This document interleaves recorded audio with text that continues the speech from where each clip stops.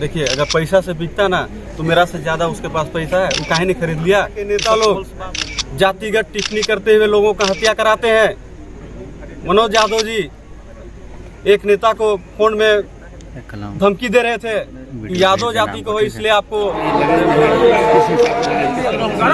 बाकी मेरे ऊपर में तरह भरोसा दिखाई है कि यहाँ का जनता का सेवा करने का हमको मौका दी है।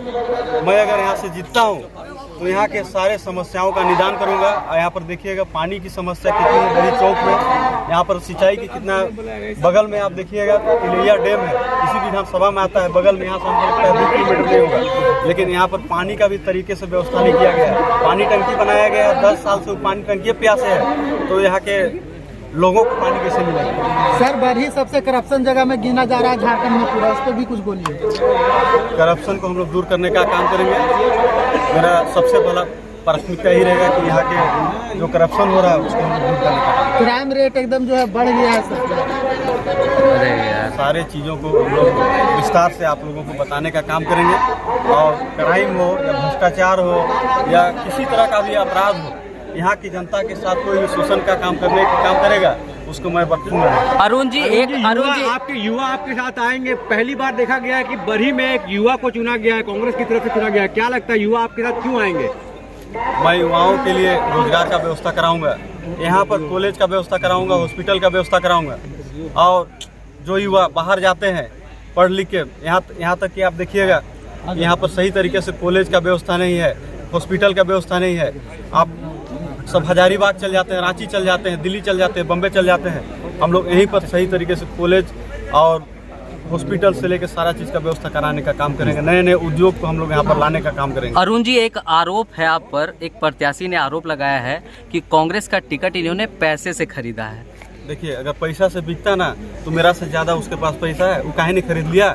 ये सब फॉल्स बात है, और ये पार्टी जब उसको नकार दिया है, आपका सर्वे रिपोर्ट से लेके सारा चीज़ में आप देखिएगा इनके शासनकाल में जिस तरह से ब्लॉक में भ्रष्टाचार हुआ, जिस तरह से क्राइम रेट बढ़े, गांजा अफीम का तस्करी हुआ, दारू का तस्करी हुआ, इन सब मुद्दों को आला कमान अच्छे से विस्तार पूर्वक वर्तमान विधायक जानकारी लेते हुए आपको टिकट दिया गया है, जीत उनको के आप कितने आश्वस्त हैं? भैया एक एक क्वेश्चन कीजिएगा तो मैं पूरा करने नहीं अरे रुको ना भाई, जवाब देना दीजिए पहले। इन सब सारे मुद्दों को हमारे पार्टी के आला कमान विस्तार पूर्वक चर्चा किए, विचार किए, उसके बाद इनका टिकट काटने का काम किए, और युवा के ऊपर में भरोसा काम करने का काम किए, एक नौजवान के ऊपर में भरोसा करने का काम किए।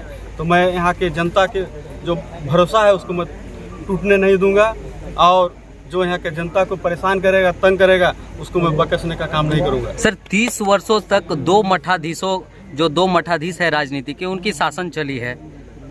आप देखिएगा कभी मनोज यादव जी आते हैं शासन में, उनका कार्यकाल ठीक नहीं रहता है तो दूसरे पार्टी से अकेला जी आ जाते हैं, तो उनको यहाँ की जनता चुन लेती है।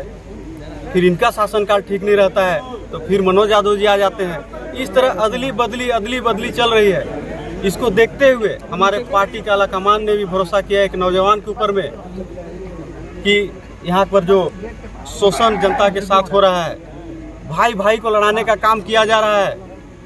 आप देखिएगा चौपारण में किस तरह का मामला हुआ, यहाँ पर शांतिपूर्ण तरीका से यहाँ के जनता रह नहीं सकती है। और देखिएगा आप यहाँ के नेता लोग जातिगत टिप्पणी करते हुए लोगों का हत्या कराते हैं। मनोज यादव जी एक नेता को फोन में धमकी दे रहे थे कि यादव जाति को हो इसलिए आपको छोड़ रहा हूँ।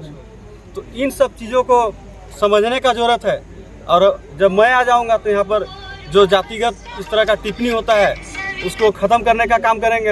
हमारे साथ में हिंदू, मुस्लिम, सिख, ईसाई सभी जाति धर्म के लोगों को एक प्लेटफॉर्म में लेके चलने का काम करेंगे हम। तो क्या आप मानते हैं कि ये यादव वर्सेस वैश्य की लड़ाई है? नहीं, यादव वर्सेस वैश्य की लड़ाई नहीं है। ये दो विधायकों की कुकृतों की और यहाँ के जनता के ऊपर शोषण की आज़ादी की लड़ाई है, और इस लड़ाई में यहाँ की जनता है और जनता ही लड़ेगी। और जनता ही जीतेगी।